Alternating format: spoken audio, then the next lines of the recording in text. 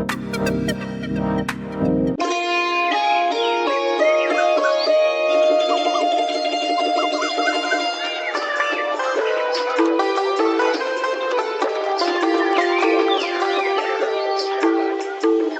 गांव में विक्रम सिंह नाम के राजा थे, जो बहुत ही दानी राजा थे।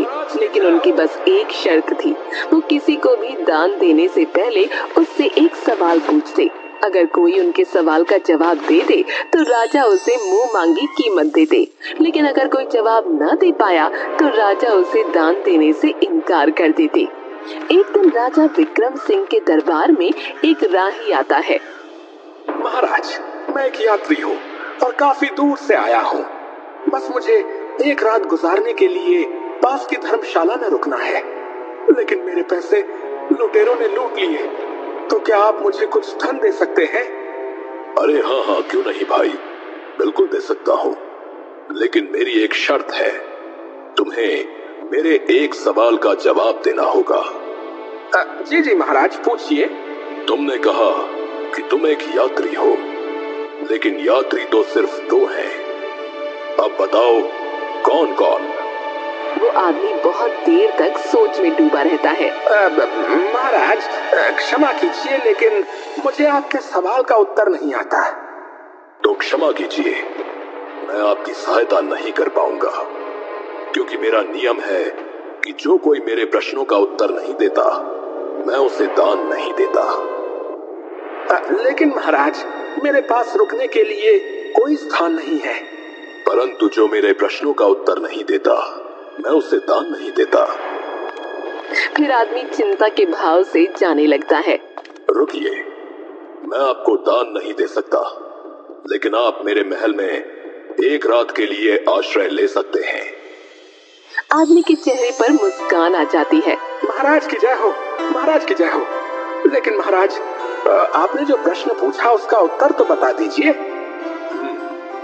मेरे प्रश्न का उत्तर था सूरज और चांद। उसी राज्य में किशन नाम का एक ब्राह्मण रहता था, जो कि अपने बीवी बच्चों के साथ रहता था। एक दिन ब्राह्मण बहुत परेशान बैठा हुआ था।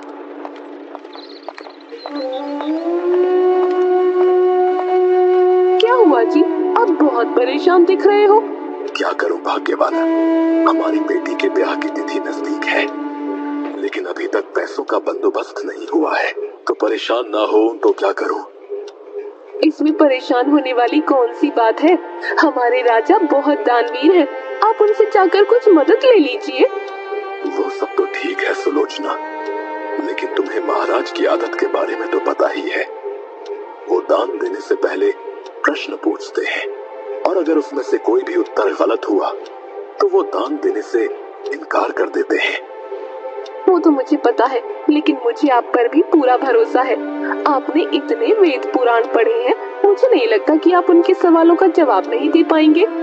आप जाइए और उनसे कुछ मदद मांगिए। और हाँ, मैं तो कहती हूँ कि आप अजय और विजय को भी ले जाइए।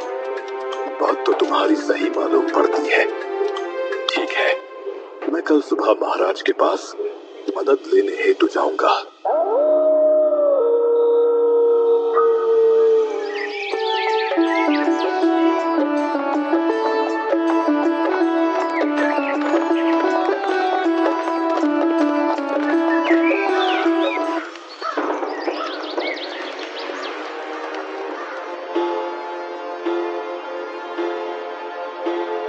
महाराज, मैं आपके गांव का एक छोटा सा ब्राह्मण हूँ। मुझे अपनी पुत्री के विवाह के लिए कुछ धनराशि की आवश्यकता है। जी जी ब्राह्मण देवता, आपकी सहायता करना तो हमारे लिए बहुत ही सौभाग्य की बात होगी। परंतु आप तो जानते ही हैं कि मैं दान मात्र उसी को देता हूँ जो मेरे प्रश्नों का उत्तर दे। जी महाराज, मुझे पता है, कृपया आप पूछिए जो भी आपको पूछना है। ठीक है ब्राह्मण देवता, तो मैं आपको एक कहानी सुनाता हूँ और आप मेरी उन कहानियों को पूरा करना, और अगर आप सही ढंग से उसे पूरा नहीं कर पाए तो मैं आपको दान देने में असमर्थ रहूंगा। जी अवश्य महाराज, कृपया पूछिए। वीरपुर गांव में राजा चंद्रसेन थे, जिनकी पुत्री थी पद्मा। जो कि बहुत ही सुंदर और गुणवंती थी, लेकिन उन्हें कोई भी राजकुमार पसंद नहीं आता।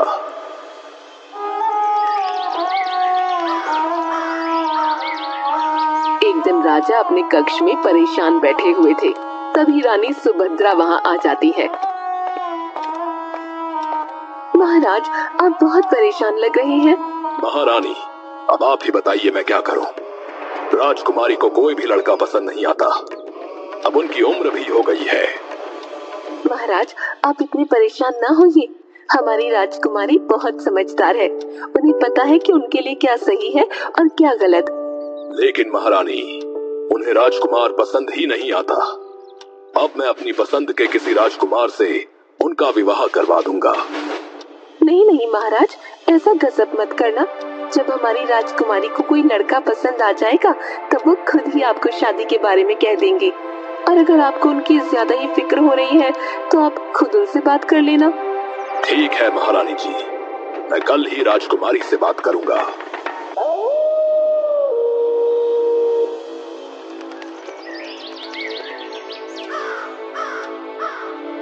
राजकुमारी जी, हमने आपको इतने सारे राज्यों के राजकुमारों से मिलवाया, लेकिन आपको उनमें से कोई भी पसंद नहीं आया। अगर आप कहें तो क्या मैं आपके लिए स्वयंवर रखवा लूं?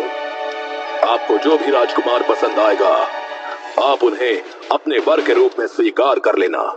नहीं नहीं पिताजी, मुझे स्वयंवर तो बिल्कुल पसंद नहीं है। स्वयंवर में मुझे कैसे पता चलेगा कि किस राजकुमार के अंदर कौन सा गुण है? मुझे जब कोई राजकुमार पसंद आएगा तब मैं आपको बता दूंगी। नहीं नहीं राजकुमारी, अब मैं आपकी एक नहीं सुनूंगा। कल मैं 4 नौजवानों को बुला रहा हूँ। आपको उनमें से जो भी पसंद आए आप उन्हें अपने वर के रूप में स्वीकार कर लेना। ठीक है पिताजी, अगर मुझे उनमें से कोई पसंद नहीं आया तो मैं उनसे विवाह ना करूंगी। ठीक है।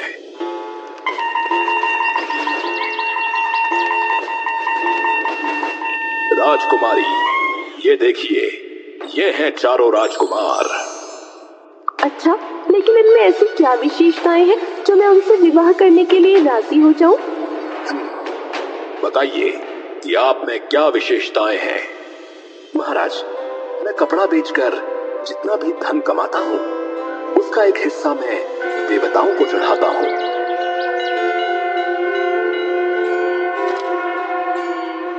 एक हिस्से को अपने ऊपर खर्च करता हूँ और एक हिस्सा बचाकर रखता हूँ और एक हिस्से को अपनी पत्नी के लिए रखता हूँ। और ये कला सिर्फ मुझे ही पता है। अगर तुम इनसे शादी करोगी तो तुम्हें कभी भी पैसे की तंगी नहीं देखनी पड़ेगी। हाँ, अब आप बताइए कि आप में क्या गुण है। महाराज, मैं सभी पशु पक्षियों की बोली जानता हूँ। मैं किसी भी पशु पक्षी की बोली आपको सुना सकता हूँ और समझ भी सकता हूँ। महाराज, मुझे सारे वेदों, उपनिषदों और पुराणों का ज्ञान है। अगर आप चाहें तो आप मुझसे कुछ भी पूछ सकते हैं। अभी उसकी आवश्यकता नहीं है। समय आने पर हम आपकी परीक्षा लेंगे। हाँ बताइए, तुम में ऐसा क्या खास गुण है जो मेरी बेटी तुमसे विवाह करे। महाराज, पशुओं की आवाज निकालना कोई बड़ी बात नहीं और वेद उपनिषदों का ज्ञान भी बहुतों के पास होता है।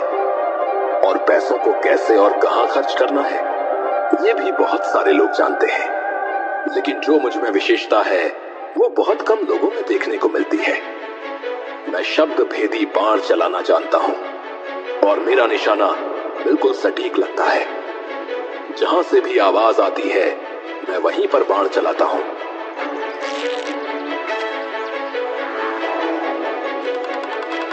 और मेरा निशाना आज तक नहीं चुका। हाँ तो राजकुमारी, बताइए, आप इन 4 में से किसे अपना वर चुनेंगी। हाँ तो बताइए ब्राह्मण देवता कि राजकुमारी इन 4 लड़कों में से किससे शादी करेगी। महाराज, राजकुमारी बहुत ही समझदार थी। अगले दिन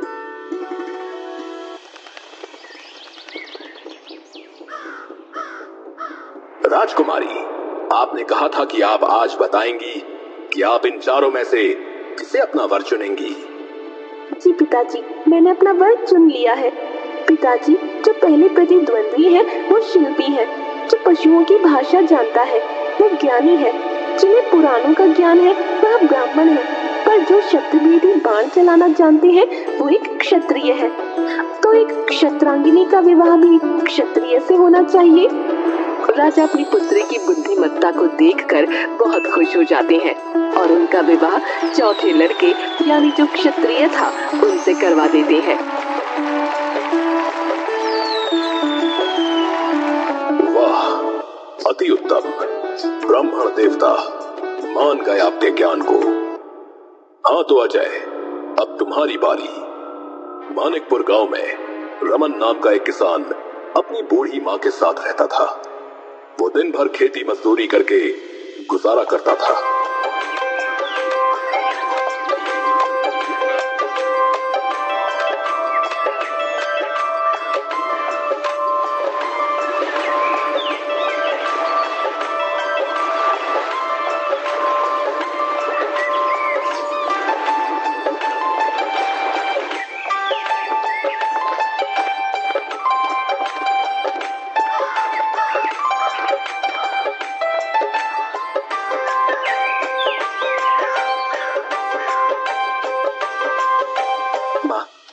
आपसे मैंने कितनी बार कहा है कि आप कुछ काम मत किया कीजिए, मैं करा लूंगा सारे काम।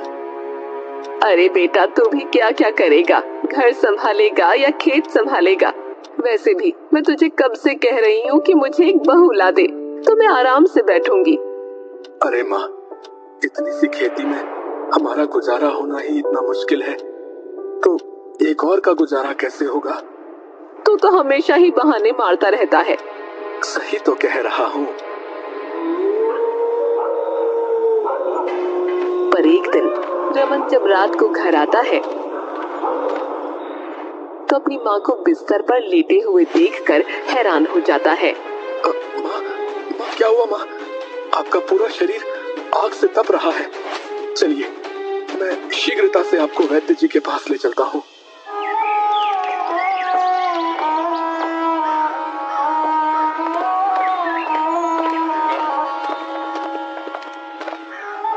वैद्य जी, देखिए ना, मेरी माँ बहुत ज्यादा ज्वर में है। बेटा, अभी तो मैंने इन्हें औषधि दे दी है, लेकिन इनका उपचार मुझसे नहीं होगा।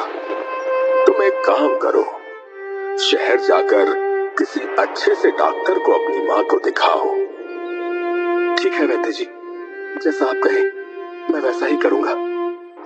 लेकिन बेटा, तुम्हें कम से कम 15-20 हजार रुपयों का इंतजाम करना पड़ेगा।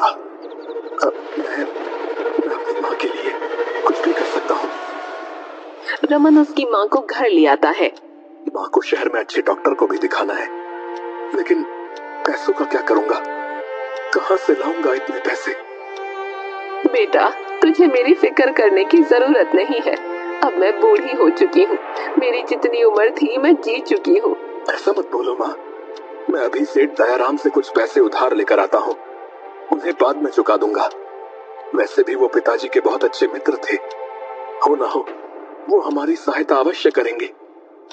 लेकिन बेटा, पूरा गांव जानता है कि वो कितने कंजूस और लालची हैं। उनसे पैसा निकलवाना बहुत टेढ़ी खीर रहेगी। माँ, मेरे लिए इस पूरे संसार में आपसे बढ़कर और कोई नहीं, और इस वक्त उनके अलावा मेरी सहायता और कोई भी नहीं कर सकता, इसलिए मैं चाह रहा हूँ। रमन जल्दी से सेठ दयाराम के पास पहुंच जाता है। सेठ जी, मुझे 20,000 रुपए की आवश्यकता थी। मेरी माँ बहुत बीमार है और वैद्य जी ने कहा है कि उन्हें शहर में किसी अच्छे डॉक्टर को दिखाने की आवश्यकता है। क्या क्या क्या? 20,000 रुपए? कसम चिल्लर की, मैंने इतने रुपए तो एक साथ खुद भी खर्च ना किए होंगे, और तू एक मामूली सा छोरा है। मैं तुझे इतने सारे पैसे क्यों दूंगा? सेठ जी, मैं आपके हाथ जोड़ता हूँ, अभी मुझे पैसों की बहुत आवश्यकता है, और आपके अलावा पूरे गांव में मेरी सहायता और कोई भी नहीं कर सकता सेठ जी। अरे, तो तू मुझे कंगाल करने पर ही तुला है। अरे मैंने तुझे कह तो दिया, अब जा यहाँ से। लेकिन सेठ जी, आप मेरे पिताजी के बहुत अच्छे मित्र थे, इस नाते तो मेरी सहायता कीजिए। अच्छा ठीक है, मैं कर दूंगा मदद, लेकिन मेरी भी एक शर्त है। मैं तुम्हें पैसे तभी दूंगा जब तुम मुझे एक कागज में आग और दूसरे में हवा ला कर दोगे। अगर तुमने मुझे वो ला दी तो मैं तुम्हें पैसे दे दूंगा, पर अगर तुम ना ला पाए तो फिर मुझसे मदद लेना भूल जाना भाई। ठीक है सेठ जी। रमन दौड़ता हुआ अपने घर जाता है। क्या हुआ बेटा, क्या कहा सेठ जी ने? मना ही किया होगा, मुझे पता ही था कि वो सेठ एक नंबर का कंजूस है। नहीं माँ, सेठ जी ने पैसे देने के लिए हाँ कर दी है, परंतु उनकी एक शर्त है। शर्त? मुझे तो पता ही था कि वो सेठ बहुत चालाक है, वो हर मुमकिन कोशिश करेगा पैसे देने से बचने की। वैसे क्या शर्त रखी है उस सेठ ने? माँ, उन्होंने कहा है कि मुझे वो पैसे तभी देंगे जब मैं एक कागज में हवा और दूसरे कागज में आग लेकर जाऊंगा। उस समय तो मैंने हाँ कर दी, लेकिन अब मेरी समझ में ये नहीं आ रहा है कि मैं उन्हें कागज में हवा और आग कैसे दूं। अरे तो मैं तुझे बताती हूँ। हाँ तो अजय, अब तुम मुझे बताओ कि रमन ने एक कागज में हवा और दूसरे कागज में आग कैसे लेकर जाएगा। अभी बताता हूँ महाराज। यशोदा एक कागज का पंखा बनाती है और रमन को दे देती है। जब तू इस कागज को हिलाएगा तो तुझे हवा मिलेगी। हवा तो ठीक है, लेकिन मैं कागज में आग कैसे लेकर जाऊंगा? अगर इस कागज में आग रखी तो ये तो पूरा ही जल जाएगा। रुक जा, उसका भी इलाज है मेरे पास। फिर यशोदा जल्दी से कागज का कंडील बनाकर रमन को दे देती है। ये ले रमन, इस कंडील में तू आग भरकर ले जा सकता है। रमन बहुत ही खुश होकर दयाराम के पास पहुंच जाता है। अरे तुम अभी तो गए थे और इतनी जल्दी वापस कैसे आ गए? अरे सेठ जी, आपको आपका उपहार देने के लिए आया हूँ। ये लीजिए, इस कागज में बहुत ही ठंडी ठंडी हवा भरी हुई है और इस कागज के कंडील में आप आग जला सकते हैं। ये सब? अरे सेठ जी, अब ज्यादा सक पकाइए मत। आपको आपका उपहार मिल गया तो कम से कम अब तो मुझे 20,000 रुपए की उधारी मिल सकती है ना। जितनी जल्दी हो सकेगा मैं लौटा दूंगा। सेठ को रमन को पैसे देने पड़ते हैं। धन्यवाद सेठ जी।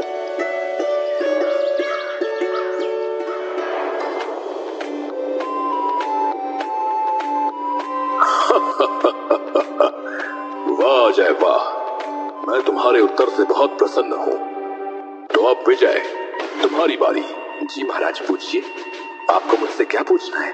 विजय, तुम हमारे राज्य में से 2 ऐसे आदमी ढूंढ के लाओ जिनमें से एक ने कभी झूठ नहीं बोला हो और दूसरे ने कभी सच नहीं बोला हो। ठीक है महाराज, आप मुझे आज शाम तक का समय दीजिए, मैं ऐसे आदमी को ढूंढ कर ले आऊंगा। ठीक है।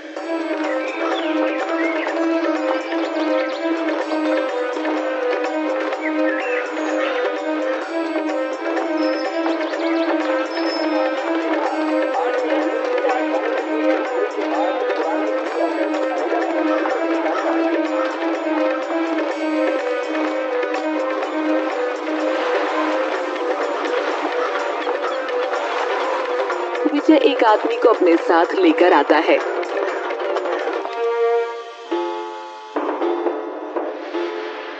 अरे विजय, मैंने तुम्हें 2 आदमियों को ढूंढ कर लाने के लिए कहा था, लेकिन तुम तो बस एक आदमी को लेकर आए हो। महाराज, इस एक ही आदमी के अंदर दोनों गुण हैं। इसने न कभी झूठ बोला न कभी सच बोला। पर वो कैसे? क्योंकि महाराज, ये आदमी बोल ही नहीं सकता। क्या? वाह विजय वाह, ब्राह्मण देवता, हम आपके और आपके दोनों बेटों के जवाब से बहुत प्रसन्न हैं। इसलिए मैं आपकी बेटी की शादी अपनी तरफ से करवाना चाहता हूँ। दोनों बेटे बहुत खुश हो जाते हैं। क्या? जय हो राजा विक्रम सिंह जी की जय हो, राजा विक्रम विक्रम सिंह जी की जय हो। दोस्तों, वीडियो देखने के लिए धन्यवाद। इसे लाइक जरूर करें और सब्सक्राइब करना ना भूलें। घंटे को भी दबाएं। हाँ बिल्कुल। फिर मिलते हैं।